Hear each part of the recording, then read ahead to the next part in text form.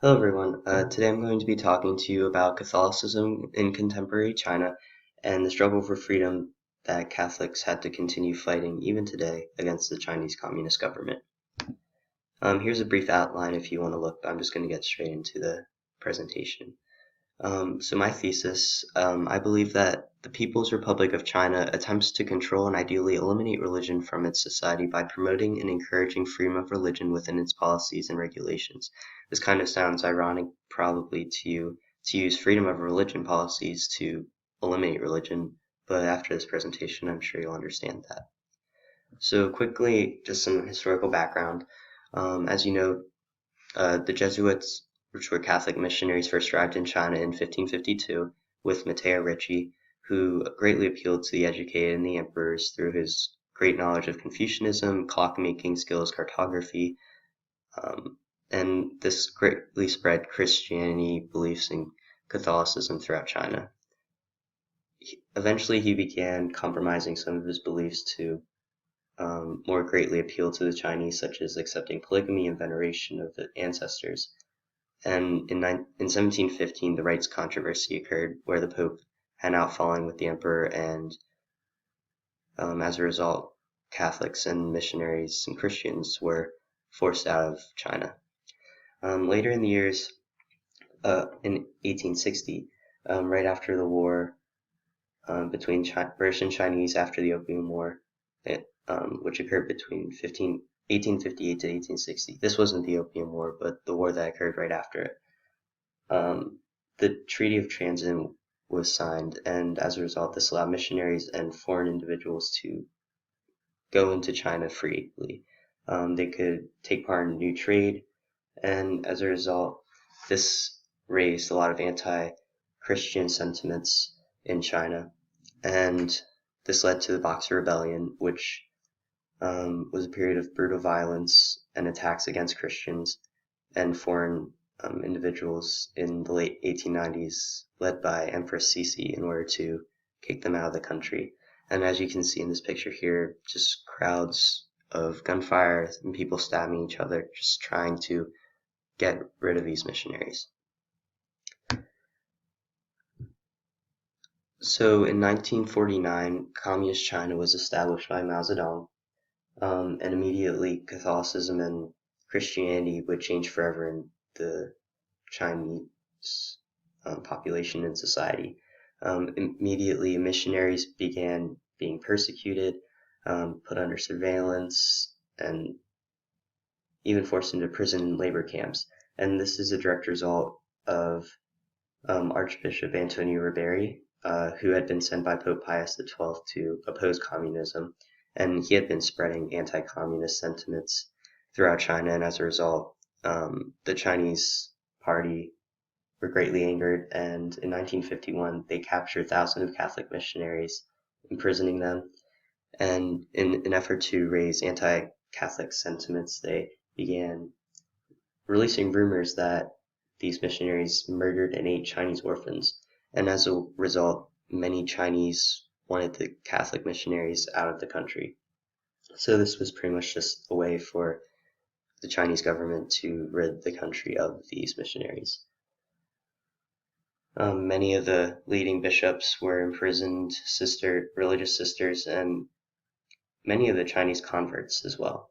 And as seen in this picture, huge public trials, which were means of religious or public humiliation for their religious beliefs. People in the crowds would throw objects at them, they would swear at them, just really embarrass them in an effort to break their morale and rid them of their religious beliefs. And many of these people were imprisoned for years. So Mao Zedong at the time began adopting the religious beliefs of Marx and Lenin. And according to Kolodner, he believed that religion would disappear only when the socioeconomic and cultural conditions have improved to the extent that people no longer require this opiate. So religion was seen as a drug and it was dangerous to Chinese government. It had resulted in tons of peasant uprisings, formations of secret societies, and the government thought that this would be a really dangerous power to reckon with.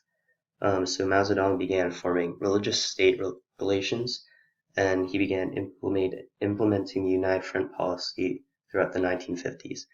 The United Front policy was an effort to plant communist supporters as leaders of different religious organizations who supported the communist government. And this allowed the government to keep an eye on all the people within them, and if something should happen that the organization was gaining power, this individual could step in and warn the government so that they could make an effort to stop it. And one of the agencies, known as the Religious Affairs Bureau, would pay these individuals, give them higher paying jobs, better positions as heads of organizations in return for their efforts and loyalty. At the same time, in 1950, Mao Zedong began what he called a religious freedom policy. According to Li Weihan, the goal was to lead people to abandon religion. And he interpreted Mao's policy by saying that every citizen has the freedom to believe in religion and also the freedom not to believe in religion. Within a particular religion, every citizen has the freedom to believe in this sect or that sect. A person who was previously a non-believer has the freedom to become a religious believer, and one who has been a religious believer has the freedom to become a non-believer. So what this pretty much means is that you have freedom of religion as long as you don't inflict your beliefs on anyone else, and that you support your government and do everything that they say. So these individuals couldn't practice their faith in public because this would be awkward for people who didn't believe in religion, and as a result, this would instigate public disruption against the good and order. So this became known as the normal religious activity, where individuals such as Catholic priests couldn't wear their religious garbs in public, and people couldn't actually even practice their faith in public in fear of causing public outrage. One organization formed by the United Front policy is known as the Roman Catholic Church in China, and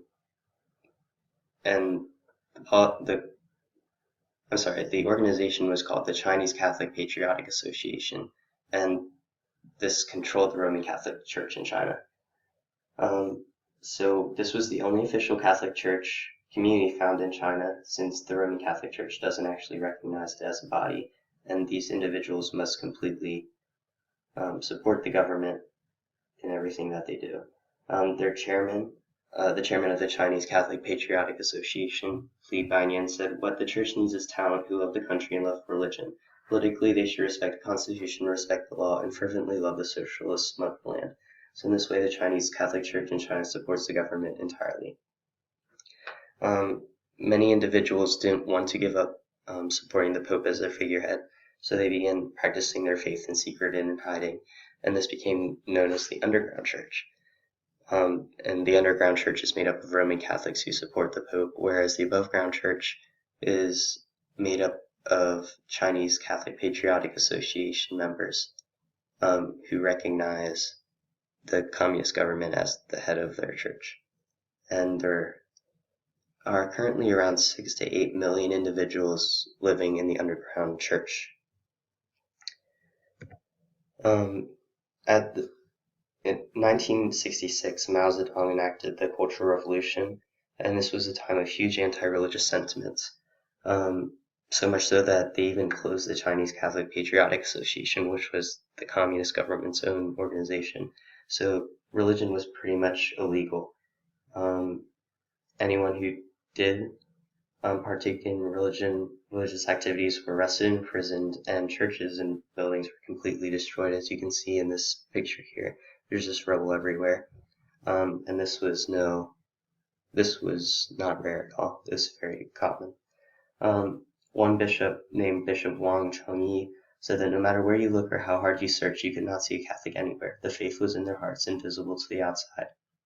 People who were trying to practice their faith were brutally tortured and injured by Red Guards, and they were forced to apostatize, meaning give up their beliefs. And if they didn't do so, they would be hurt by these Red Guards, who were communist supporters, roughly around college-age students. So at this time, religious objects, readings, buildings, people were burned, destroyed, killed, and it was even said that people were buried alive for not giving up their beliefs. Many people actually even tried to just get into prison so they couldn't be harmed by these Red Guards.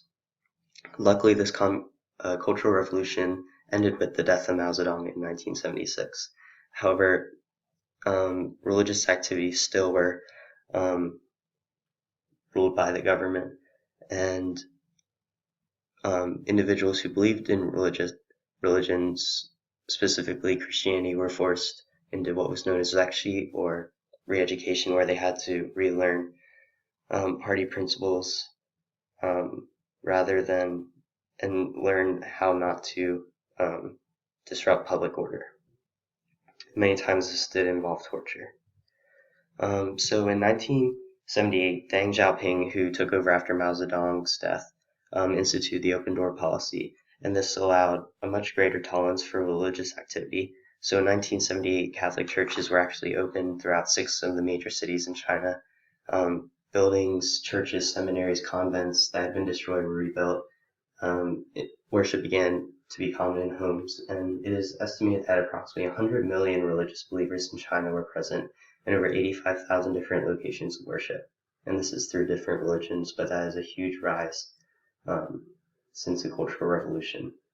And as a result, the Chinese government began trying to gain more control over religion. So in 1982, the party instituted Article 36, which basically said that individuals couldn't partake in religious activities publicly in order to force individuals to believe in certain religions, and they couldn't disrupt the public order, impair the health of citizens, or interfere with the educational system of the state. Religious bodies and religious affairs were not subject to foreign domination, so they couldn't be forced to believe in something from foreign influence. Article 33 of the same Constitution said that every citizen enjoys the rights at the same time must perform the duties prescribed by the Constitution and the law.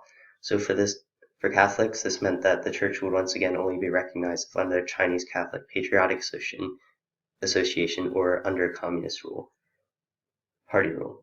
So in 1989, re-education of many clergy members took place to once again get them in favor of the party. Document 19 said that the basic policy of the party towards religion is a long-term policy and one which must be carried out until religion totally disappears.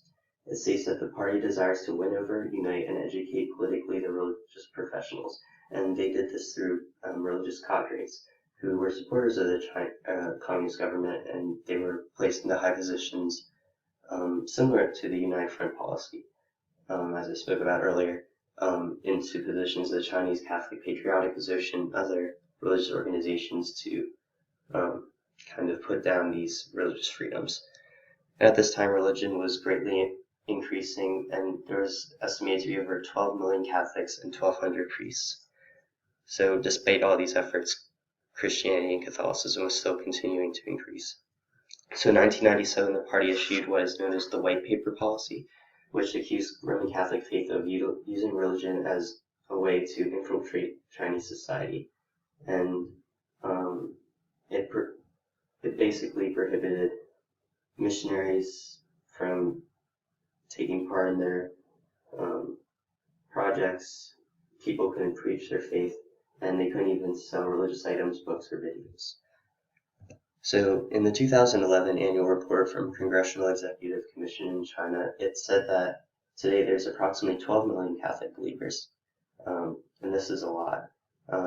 But communist China is still arresting people for preaching outside of certain locations, and it's estimated that around 40 bishops are actually being detained. So, as I said earlier, by controlling the validity of religion in China through religious policies, China has found success in depressing religion and controlling society.